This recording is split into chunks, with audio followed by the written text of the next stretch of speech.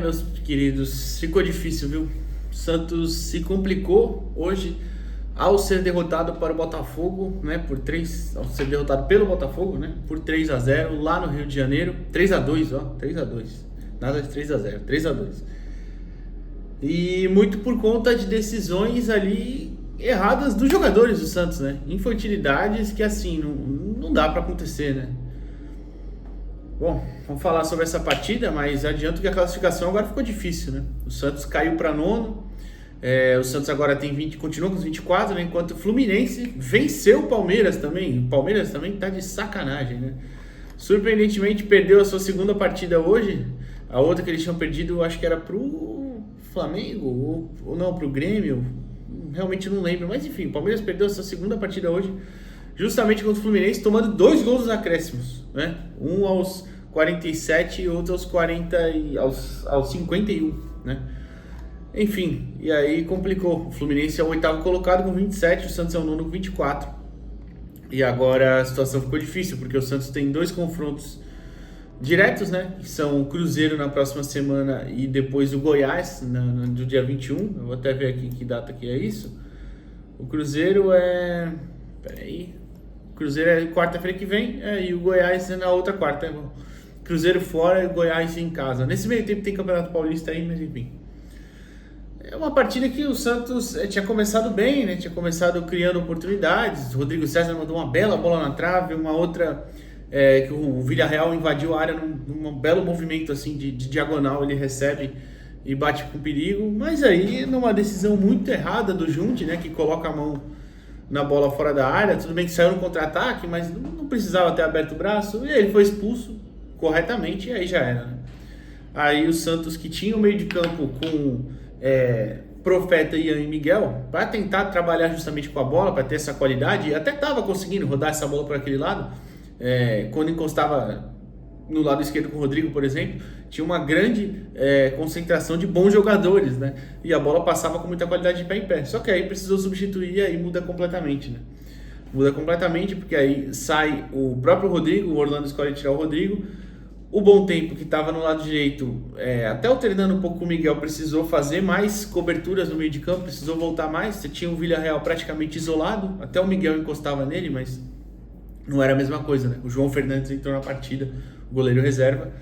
E aí depois o Santos até abre o placar, né? O Santos que passa de uma estratégia de manter a posse, de trocar passes rápidos, né? De ser agressivo, como é com a bola na frente, né? O Santos é um time que tem essa qualidade. Mas a gente sabe que a defesa esse ano não tá bem. Eu já falei aqui várias vezes, o ano do Santos defensivamente, o Orlando não conseguiu acertar a estratégia defensiva. Peca também pela qualidade dos zagueiros. Eu não acho que o Matheus Matias seja um grande zagueiro, por exemplo.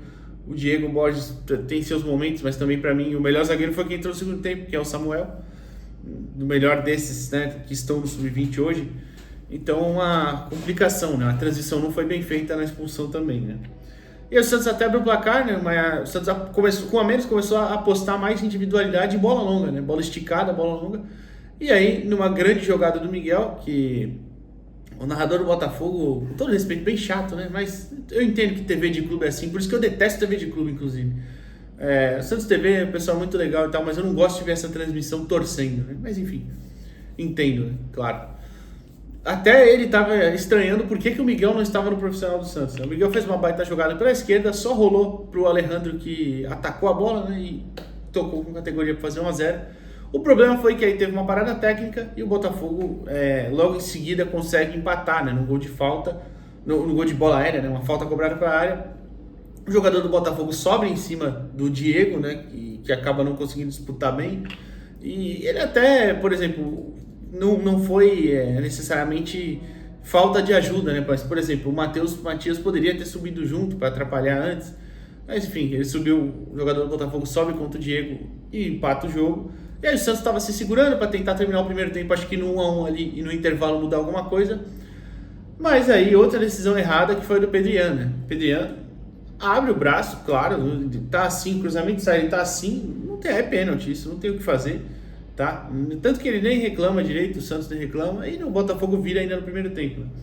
E até se eu falei aqui contra o Corinthians que ele entrou como uma ótima alternativa no segundo tempo, o Pedrian na lateral esquerda, alternativa ofensiva, hoje não deu certo de forma alguma, né? Porque o Botafogo, até coloquei nas minhas anotações aqui, o Botafogo só chegava pelo lado esquerdo. Era toda hora, bola no fundo, bola na diagonal, toda hora pelo lado esquerdo. Então, se ele fez uma grande partida semana passada, hoje fez uma partida bem ruim, né? E o Santos, que aí já tinha começado, como eu falei, o primeiro tempo legal, né?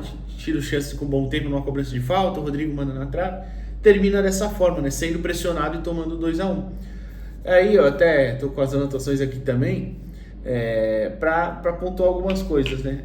Antes do primeiro tempo, antes do segundo tempo, desculpa, no segundo o Santos dá uma mexida, eu já vou falar um pouco.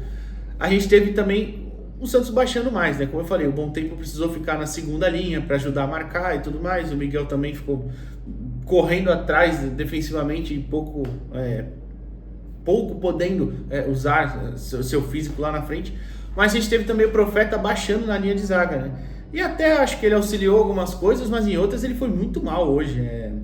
Por exemplo, tentou algumas divididas ali que ele perde pro Botafogo seguidamente, e aí é o que eu já falei aqui, eu acho que ainda falta ele entender o ritmo que funciona o futebol brasileiro. Eu falei isso na partida contra o Suzano até lá, que ele estreia fora de casa, estreia como titular, né? Se eu não tô enganado é isso, estreia como titular. Enfim, acho que falta um pouquinho disso, perdeu algumas divididas e tal, e é normal, tá? Mas precisa acostumar o mais rápido possível. E no segundo ele até tenta cavar algumas faltas que não faziam sentido, que jamais iam ser marcadas, né? Então, uma partida bem abaixo do Profeta hoje, que, como eu disse, com a bola no pé tinha muita qualidade. Aí você iniciava a jogada com ele, Ian e Miguel perto, é outra coisa, né? Mas ficou difícil devido à expulsão depois, né? E aí no segundo tempo, o Botafogo faz o terceiro logo, e aí mais uma vez, bola pelo lado esquerdo. O Diego tinha saído, né, para marcar e não consegue ajudar muito. Não consegue impedir o passe vai para profundidade, o Diego sai da área, o passe vai para profundidade, o Pedro Ian não consegue cortar o cruzamento, e aí o jogador do Botafogo chega livre batendo, e achei até que faltou um volante ali. Poderia ser o Profeta, mas ele estava afundado na zaga, poderia ser o Ian voltando um pouquinho mais, enfim, o jogador do Botafogo chega de frente, né, pro gol sozinho e bate para fazer o 3-1. E aí até pensei que ali já estava perdido, né? Mas enfim, a gente continuou vendo, claro, a partida para analisar. E aí o Orlando faz 3 mudanças que melhoraram o time, né? Que foi o Samuel entrando no lugar do Diego, o Vinícius Lira entrando no lugar do Pedro Ian e o Enzo entrando no lugar do Profeta. E aí com isso mudou um pouquinho a configuração do time, né? O Lira estava subindo bastante, o Enzo entrou lá na frente junto com o Villarreal, que estava bem apagado no jogo, e o Gustavo Henrique estava mais segurando um pouquinho ali pelo lado direito, né? Então o Santos tinha essa configuração mais ou menos aí um pouquinho bagunçada que eu coloquei na tela para vocês. E aí depois consegue o empate, né? Consegue diminuir, perdão. Que era uma boa escapada, né, do Ian. O Santos, o Matheus Matias tira uma bola para frente, o Villarreal ajusta, né? Dá uma casquinha ali. E o Bom Tempo acha um ótimo passe para o Ian tocar na saída do goleiro. O Ian tem uma grande capacidade, né, de chegar até a área. Chegou muito bem e tirou do goleiro. Depois daí foi pressão, né? O Orlando até tenta outras mudanças. Coloca o Gabriel Simples no lugar do Ian para tentar jogar o Gustavo Henrique para o meio e dar um pouquinho mais de saída de bola ali, né? O Gabriel Simples segurando mais pelo lado direito. Mas no final do jogo ele também estava lá na área praticamente, né? O Villarreal saiu para a entrada do David Damasio, mas o David também mal participou do jogo, né? Pouco pegou na bola e tudo mais. Então, enfim, e aí o Santos acabou perdendo. Inclusive o árbitro deveria ter dado mais acréscimo, porque o jogador do Botafogo pediu atendimento lá, caiu colocando a mão na cabeça e ele não deu, sem sentido nenhum, né? Tinha dado 5 minutos e não aumentou os acréscimos, mas enfim, não foi por isso que a gente perdeu também, tá? Foram por essas decisões que achei bem ruins do Junte e do Pedro Ian.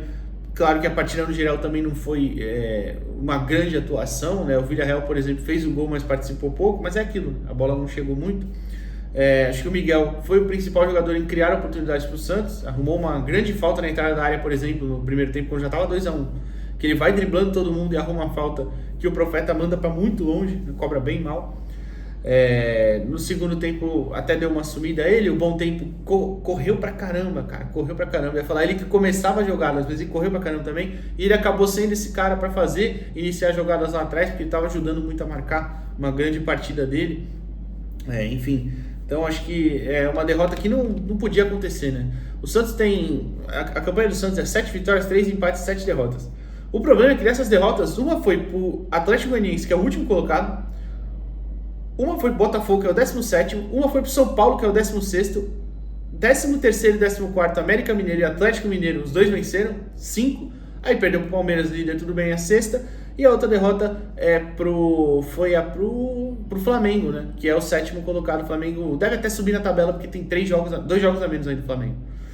Enfim, então, cara, a gente não podia ter perdido esse jogo. O Santos está vacilando nessa edição do Campeonato Brasileiro, muito por conta da sua defesa, que não tá bem. O Santos tomou 31 gols. Defesa melhor que o Santos, pior que o Santos, aliás. Só o Corinthians, que é penúltimo. O São Paulo, que é o 16º, que tomou incríveis 47 gols. E a gente perdeu deles ainda, né? Atlético Mineiro, que tomou 39, 3 defesas piores. E o Atlético Goianiense, que é o último, né? Tomou 35. Mesmo assim, nem tá tão longe, tomou 35 e o Santos 31. Quinta pior defesa da competição. A sorte é que o nosso ataque compensa, mas não tá compensando tanto em alguns jogos, né? Enfim, nono colocado a gente está, né?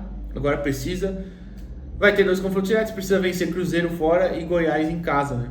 Então, para buscar a classificação. O Goiás é o 5º com 30 pontos, o Cruzeiro é o 6º com 28, mas o Cruzeiro ainda joga nessa rodada. Inclusive hoje ainda está acontecendo o Corinthians 0, Atlético Mineiro 2. Amanhã tem Ceará e Flamengo. O Ceará, inclusive, está ali perto, né? Então é interessante para o Santos e o Flamengo ganhar. O Ceará está em 11º com 23 pontos. Se ganhar, iria 26. Se empatar, não passa o Santos, porque não tem saldo, né? Mas igualaria a pontuação, né? E ainda tem nessa rodada Cruzeiro e América Mineiro também. Que seria bom o América vencer, mas difícil imaginar isso aí, tá? Enfim, próxima rodada, como eu falei, a gente pega o Cruzeiro, os nossos concorrentes diretos ali, o Ceará pega o América Mineiro, que tá para baixo também na tabela. O Fluminense pega o Inter, que é o penúltimo colocado. Aliás, penúltimo não, desculpa, 15º. Né? Falei besteira, penúltimo é o Red Bull. Então assim, acho que ficou bem difícil a classificação, mas vamos torcer, né? E mais importante, tem muito talento aí nesse time, mais uma vez provando que o Carille poderia aproveitar alguns do time de cima. Fechou? É isso. Amanhã a gente volta. Valeu.